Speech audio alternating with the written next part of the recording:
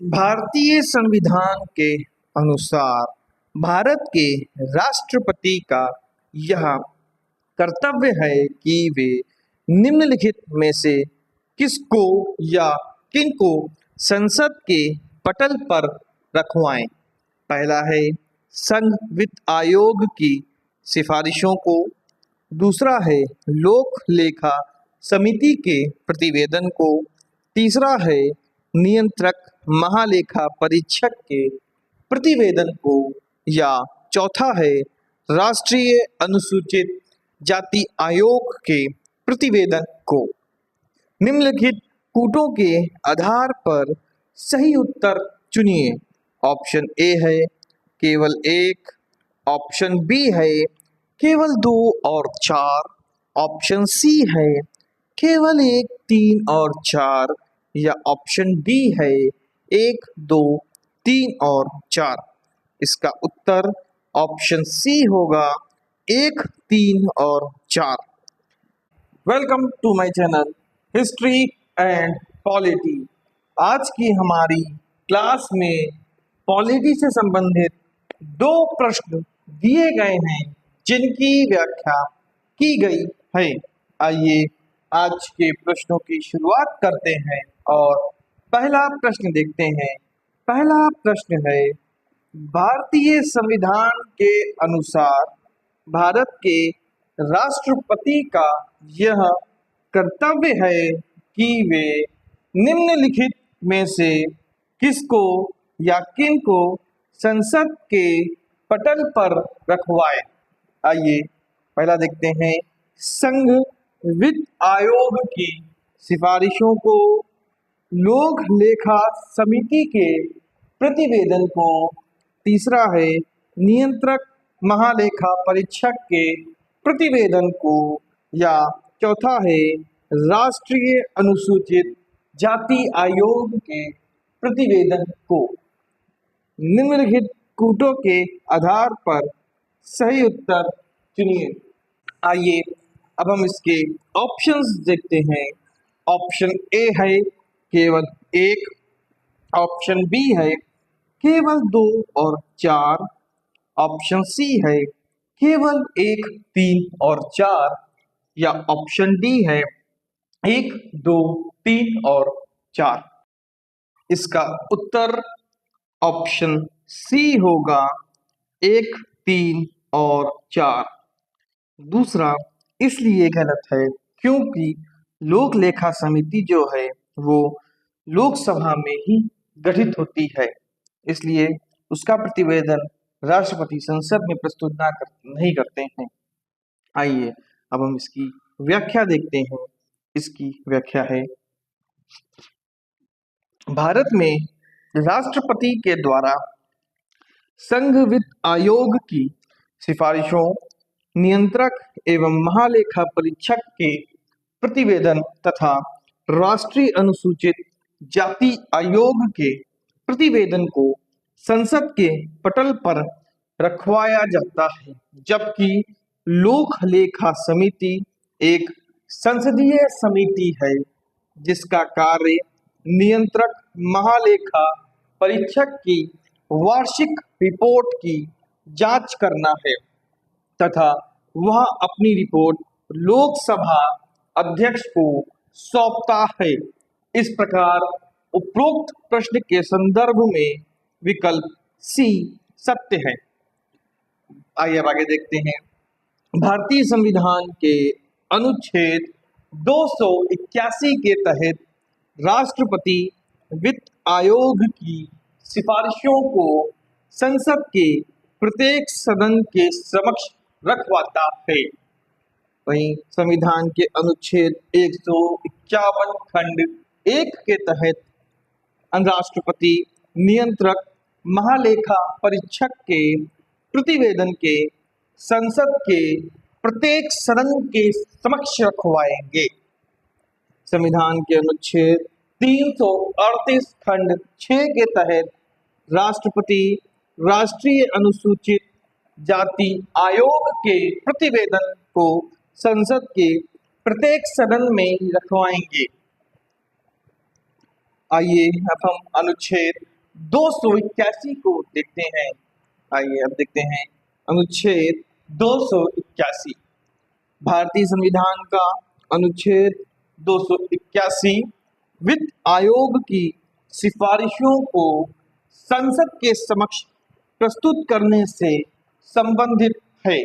इसके तहत राष्ट्रपति का यह कर्तव्य है कि वह वित्त आयोग द्वारा दी गई सिफारिश और उस पर सरकार द्वारा की गई कार्यवाही का स्पष्टीकरण संसद के दोनों सदन अर्थात लोकसभा और राज्यसभा के पटल पर रखवाए। आइए अब हम अनुच्छेद 281 के प्रमुख बिंदुओं को देखते हैं, जो इस प्रकार है। प्रथम बिंदु है रिपोर्ट का प्रस्तुतिकरण। वित्त आयोग अनुच्छेद 281 के अंतर्गत गठित अपनी रिपोर्ट राष्ट्रपति को सौंपता है। दूसरा है स्पष्टीकरण ज्ञापन। राष्ट्रपति इस रिपोर्ट के साथ एक व्याख्यात्मक ज्ञापन भी जुड़वाते हैं, जिसमें यह बताया जाता है कि आयोग की सिफारिशों पर सरकार ने क्या कदम उठाए हैं।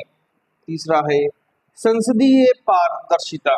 इसे संसद के दोनों सदनों के समक्ष रखवाने का मुख्य उद्देश्य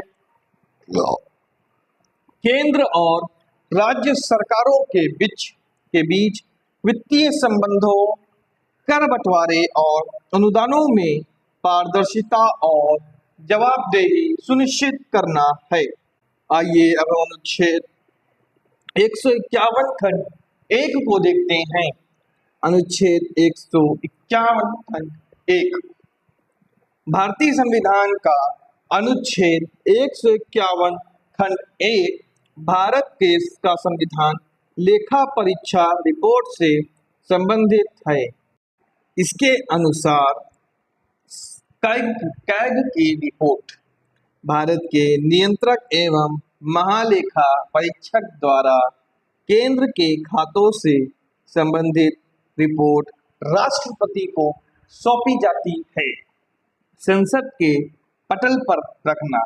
राष्ट्रपति इन रिपोर्टों को संसद के दोनों सदनों, लोकसभा और राज्यसभा के समक्ष रखने का प्रबंध करते हैं। इसमें एक नोट है, देखते हैं। राज्य के खातों से संबंधित रिपोर्ट अनुच्छेद 151 खंड 2 के तहत संबंधित राज्य के राज्यपाल को सौंपी जाती है, जो उसे राज्य विधानमंडल के समक्ष रखवाते हैं। आइए अब हम लोग अनुच्छेद 338 खंड 6 के बारे में जानकारी प्राप्त करते हैं।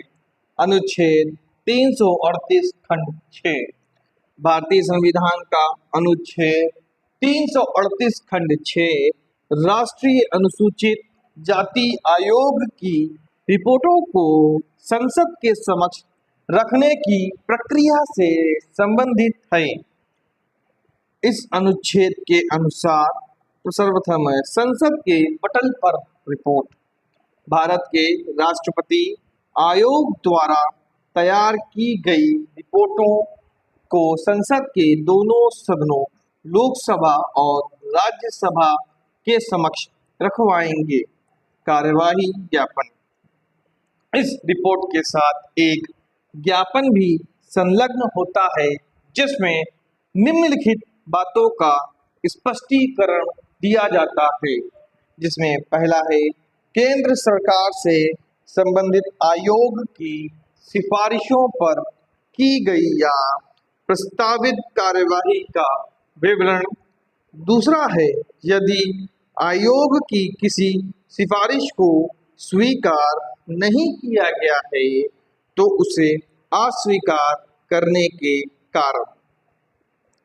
आइए अब हम आज का दूसरा प्रश्न देखते हैं। दूसरा प्रश्न है निम्नलिखित कथनों पर विचार कीजिए। पहला है किसी राज्य के राज्यपाल के विरुद्ध उसकी पदावधि के दौरान किसी न्यायालय में कोई दंडिक कार्यवाही संस्थित नहीं की जाएगी।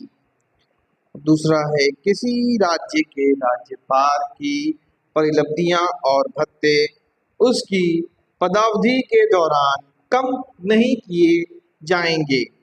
उपयुक्त कथनों में से कौन सा से सही है? आइए इसके ऑप्शन देखते हैं। ऑप्शन ए है केवल एक, ऑप्शन बी है केवल दो, ऑप्शन सी है एक और दो दोनों, या ऑप्शन डी है ना तो एक और ना ही दो। इसका उत्तर ऑप्शन सी होगा, एक और दो दोनों। आइए अब हम इसकी व्याख्या देखते हैं। इसकी व्याख्या है, संविधान में राज्यपाल को उसके पद के संदर्भ में अनेक विशेषाधिकार तथा उन्मुक्तियां प्राप्त हैं। उसे उसे अपने शासकीय कृत्यों के लिए विधिक दायित्वों से निजी उन्मुक्ति प्राप्त है।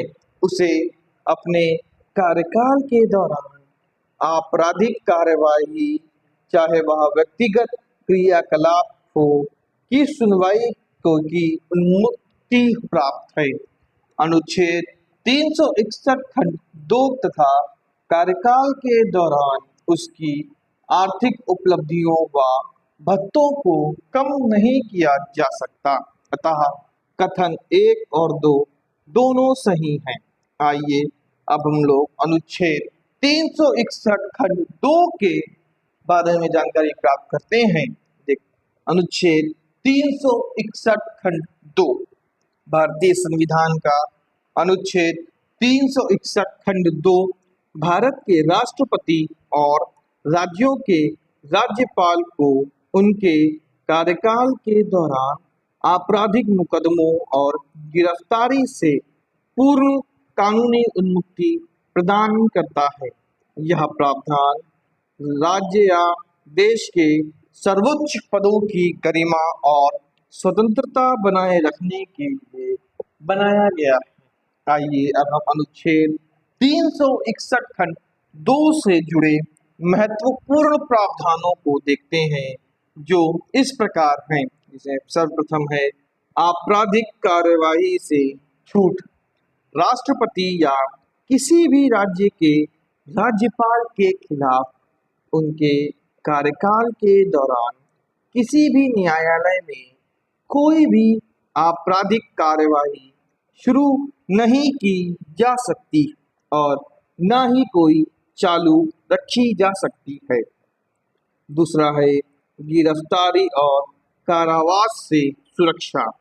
अनुच्छेद 361 खंड 3 के तहत उनके कार्यकाल के दौरान किसी भी अदालत द्वारा उनकी गिरफ्तारी या जेल भेजने के लिए कोई भी वारंट या प्रक्रिया जारी नहीं की जा सकती। तीसरा है कार्यालय के बाहर के कृत्य। यह सुरक्षा केवल आपराधिक मामलों तक ही सीमित है और इसमें उनके आधिकारिक और व्यक्तिगत दोनों तरह के कृत्य शामिल हैं। पांचवा है दीवानी मामलों के नियम। अनुच्छेद 361 खंड 4 के अनुसार यदि कोई दीवानी मुकदमा उनके व्यक्तिगत कृत्यों के लिए दायर करना हो तो इसके लिए कम से कम 2 महीने अर्थात 60 दिन का लिखित नोटिस देना अनिवार्य होता है। कार्यालय की जवाबदेही। हालांकि राष्ट्रपति और राज्यपाल व्यक्तिगत रूप से प्रतिरक्षित होते हैं, सर्वोच्च न्यायालय के फैसलों के अनुसार उनके कार्यालय के आधिकारिक निर्णय या प्रशासनिक देरी न्यायिक समीक्षा के दायरे से बाहर नहीं होते हैं। कार्यकाल समाप्त होने के बाद पद छोड़ने या इस्तीफा देने के बाद उनके खिलाफ आपराधिक मामले दर्ज किए जा सकते हैं या रुके हुए मामलों पर आगे की कार्यवाही हो सकती है। धन्यवाद। अगर आपको वीडियो पसंद आया हो तो आप वीडियो को लाइक, कमेंट और शेयर अवश्य करें तथा ऐसे ही नॉलेजेबल वीडियोस के लिए चैनल को सब्सक्राइब करें तथा अगर आपको इसकी पीडीएफ चाहिए तो इसकी पीडीएफ आपको मेरे टेलीग्राम चैनल पर मिल जाएगी, जिसका लिंक आपको डिस्क्रिप्शन बॉक्स में मिल जाएगा। तथा अगर आप मेरे से अन्य सोशल मीडिया चैनल के माध्यम से जुड़ना चाहते हैं तो मेरे फेसबुक पेज और इंस्टा पेज का लिंक अभी आपको डिस्क्रिप्शन बॉक्स में मिल जाएगा। धन्यवाद।